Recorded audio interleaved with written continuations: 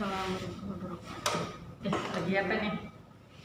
Iya nih, saya ada ini nih kasus.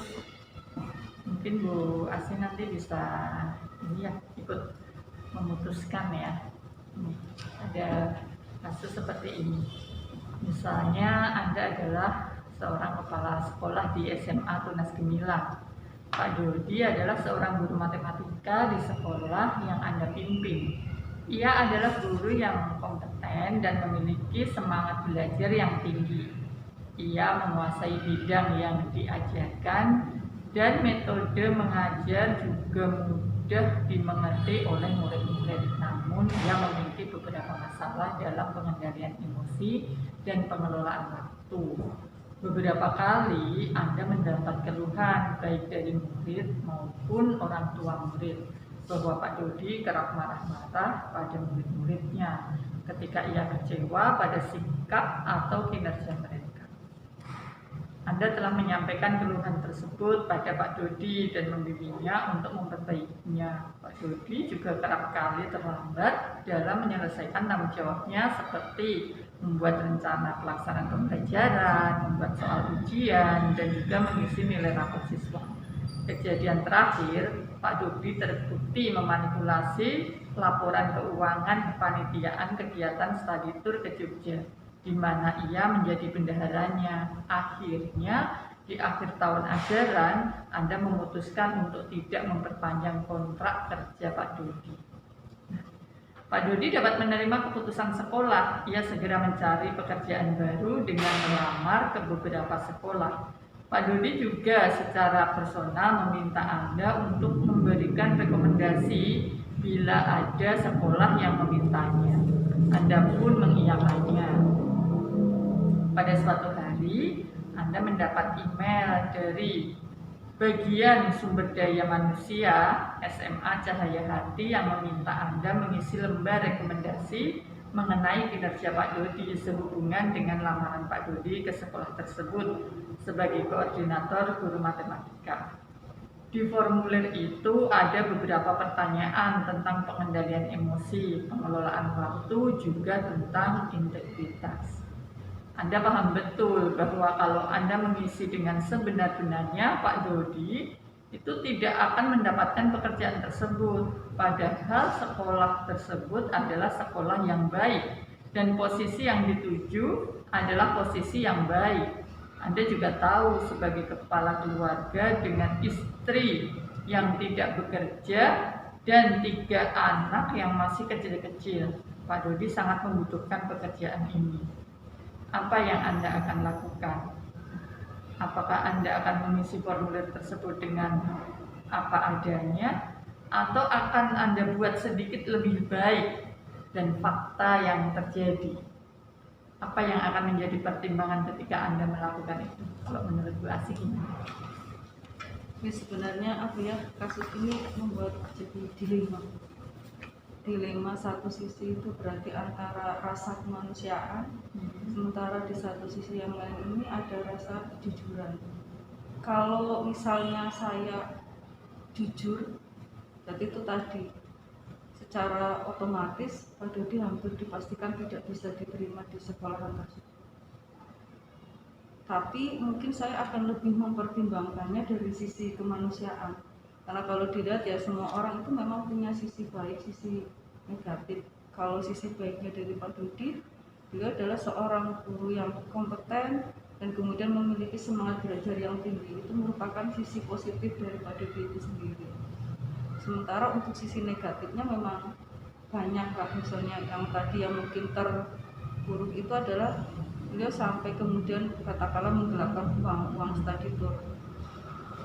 Tapi kemudian kenapa saya mungkin lebih mementingkan sisi kemanusiaannya, karena pertimbangannya tadi Pak Dodi itu berarti dia punya istri yang tidak bekerja, punya 3 anak yang masih kecil-kecil, otomatis adalah tulang punggung hanya pada Pak Dodi itu sendiri. Tetapi untuk saya kemudian memutuskan untuk lebih mengedepankan sisi kemanusiaan, ada sesuatu yang memang harus saya lakukan ke Pak Dodi itu sendiri. Sebelum saya mengisi rekomendasi tersebut, mungkin saya akan memanggil Pak Dodi. Saya mungkin memang harus memanggil Pak Dodi kemudian di situ ya kita ngobrol lah, berbicara, kemudian secara kekeluargaan, artinya kemudian kalau bisa ya mudah-mudahan ketika bicara atau ngobrol semacam itu menyadarkan Pak Dodi. Mungkin saya akan menyampaikan seperti ini, bisa saja saya mengisi rekomendasi yang baik, maksudnya agar Pak Dodi itu bisa diterima di sekolahan tersebut, tetapi dengan catatan memang Pak Dodi itu harus mau mengubah sikapnya menjadi lebih baik lagi. Ada semacam mungkin pernyataan tertulis tetapi yang mungkin tidak dipublikasikan, tetapi hanya sebagai catatan untuk saya pribadi, bahwa Pak Dodi itu memang pernah saya panggil untuk kemudian kita berbicara, kita ngobrol, sharing lah, atau semacam sedikit kalau kepala sekolah itu ada pembinaan. Nah di situ nanti saya juga akan minta Pak Dodi untuk menandatangani bahwa memang Pak Dodi itu pernah dibina semacam itu, dan kemudian pernah menandatangani bahwa beliau mau mengubah sikap yang lebih baik lagi, artinya meninggalkan hal-hal yang buruk. Nah ketika Pak Dodi itu sudah menyanggupi mengubah, kemudian beliau juga menandatangani yang saya buat sendiri sebagai catatan, kalau sudah ada pernyataan seperti itu, saya akan mengisi rekomendasi itu yang baik.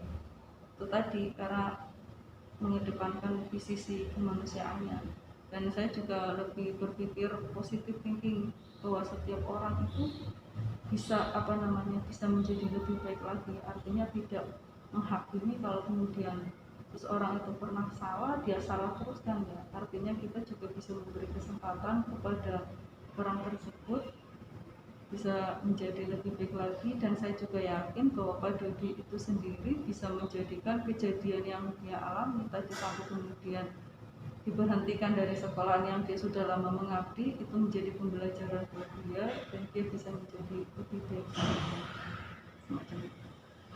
Berarti artinya kalau misalnya ini Bu Asih menjadi kepala sekolah itu akan memberi kesempatan ya pada Pak Dodi. Jadi akan memberikan atau akan mengisi formulir itu dengan yang baik, ya, karena biar Pak Dodi nanti bisa diterima di sekolah yang baru itu. Ya, tapi dengan catatan itu tadi, sebelum saya mengisi rekomendasi itu yang baik-baik itu berarti memang saya harus ketemu dengan Pak Dodi itu sendiri. Kemudian Pak Dodi katakanlah bisa membuat pernyataan yang bisa meyakinkan saya bahwa dia mau berubah, tidak lagi mengulangi perbuatannya, ketika artinya tidak hanya sekedar lisan.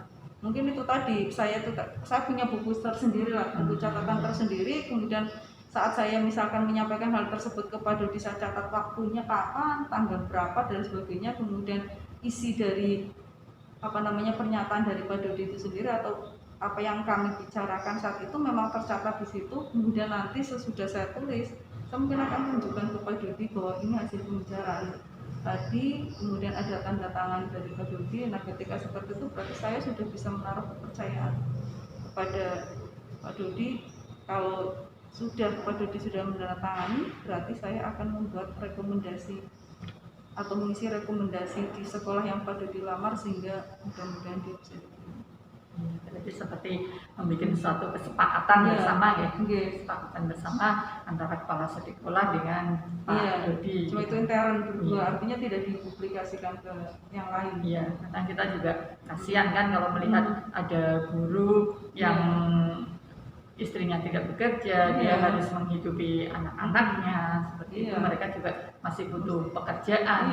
Anak-anaknya juga artinya otomatis ini ya masa depannya masih panjang. Kalau misalkan kemudian diberhentikan nggak kerja, itu yang artinya seperti saya waktu berpikiran bisa aja berarti saya membunuh masa depan si anak itu sendiri dan kemudian keutuhan dari rumah tangga itu sendiri.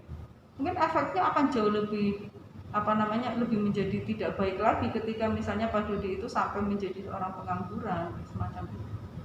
Jadi atas rasa kemanusiaan ya, semoga dengan seperti itu Pak Dodi bisa menjadi manusia yang lebih baik lagi. Terima kasih Bu Asih, ini bisa kita sharing bersama, bisa untuk memecahkan masalah ini bersama-sama. Rina, mudah-mudahan Bu Rina juga sukses. Ya, amin, amin. Terima kasih. Oke. Assalamualaikum. Waalaikumsalam warahmatullahi wabarakatuh.